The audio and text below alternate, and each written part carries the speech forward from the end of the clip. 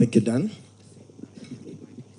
Familia, the clergy, media houses and newsrooms represented, na the community, jamii ya hapa, hamjambo.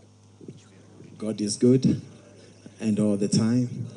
Hata kama tuko mazishi tusalimiane hapa, God is good and all the time. My name is Itumbi.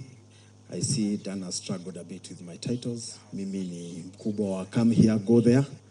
Mimi ndio nasimamia server yote ambayo wamekuwa wanatafuta pale State House.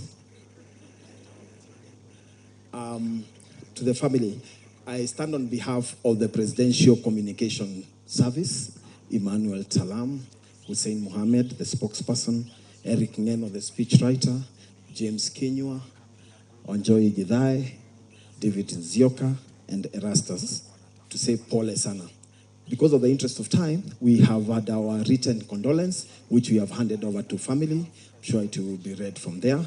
But allow me to say just two things, which have been said very well by other people. One, that we wish to remember Rita as the queen and master of storytelling and stories of truth.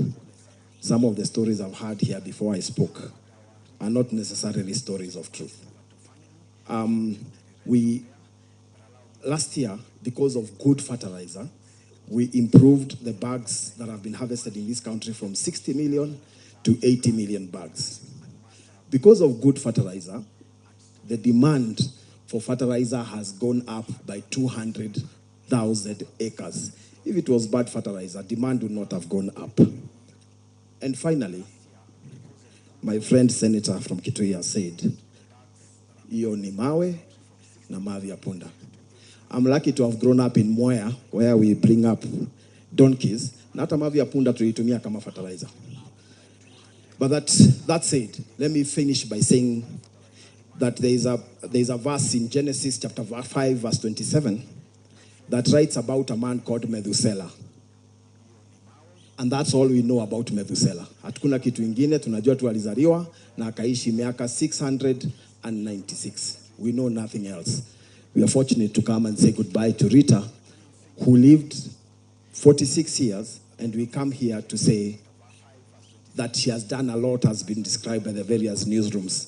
And on that, my friend Joe, my friend Linus, my friend Ken, vijana wawili wamesimama hapa, their voices, their demeanor, shows that actually they can join journalism. At least, at the very least, to wapatie internship, if nothing else, so that they can start a journey in memory of Rita, so that at least in those newsrooms that you have said, zimeachwa zikiwa empty, we can ensure that the voice of Rita is back.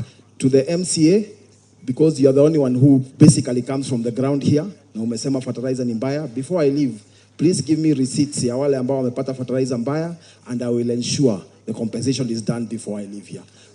Ndio tuache uongo na tukue na stories za ukweli. God bless you and keep you.